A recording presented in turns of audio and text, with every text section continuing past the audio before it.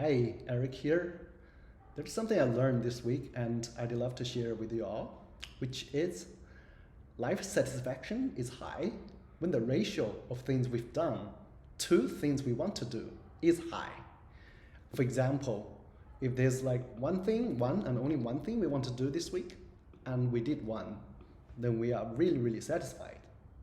On the contrary, if like there are like 10 different things we want to do, but we only managed to finish one, then we are feeling unsatisfied. And when this happens, and sometimes we try to catch up, try to do more, and our brain could tell us things like, oh, you know what? It won't even make a difference. It's too much. Won't even make a dent. Go play video games. Go watch YouTube. That's when procrastination happens. When that happens, the blue bar will likely to remain the same and the green bar keeps growing. That's when we can get stressed. And I think for a lot of us, the things we can do each week remains pretty constant. And the solution to be more satisfied and to be less stressed comes down to managing the green bar. How much do we want to do? And we need to have a realistic expectation to feel satisfied while not stressed. Let's use calendars and task management tools. They're great, but remember, all the tools that they're not to make us to do more, but to help us manage the expectations, to help us want to do less each day or for that week, so that our expectations match the things we can actually finish. That will reduce stress and increase satisfaction. And next, I'd like to show you how I use Jira to manage like personal stuff. I do have a project that's for managing like personal things and personal tasks.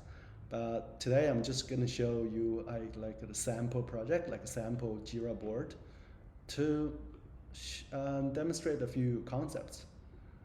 And first, let's just go through the what do we call it, side menu, like a few items like timeline, um, backlog, and active sprints.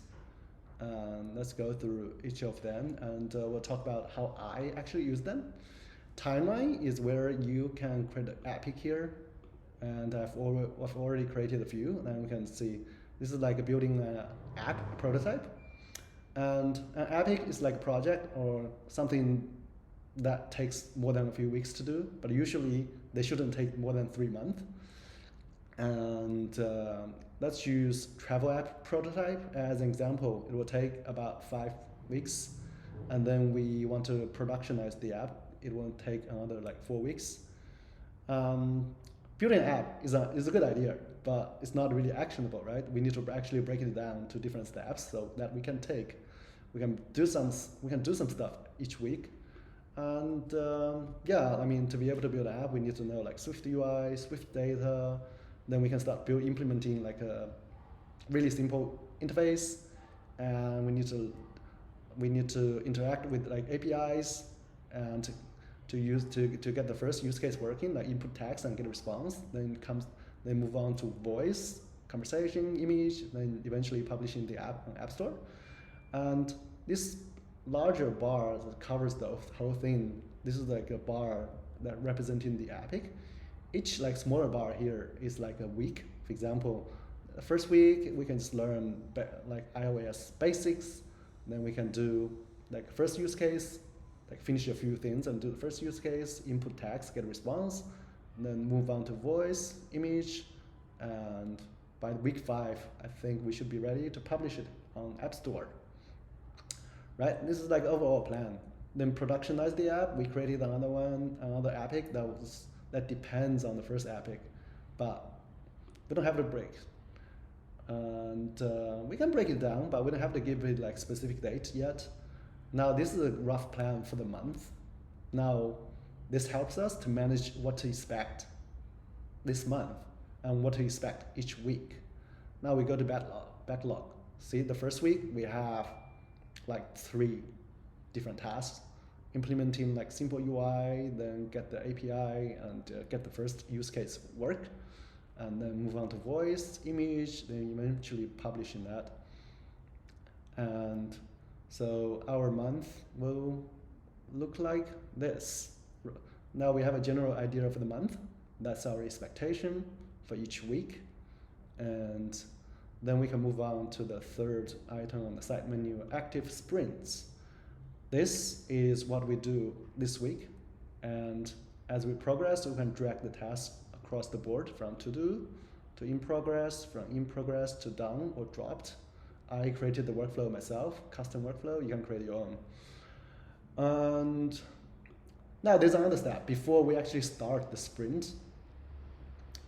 Before we actually start the week, we should like spend an hour or so to plan like what time do we want to do each one of them. Then like block out time in our calendar.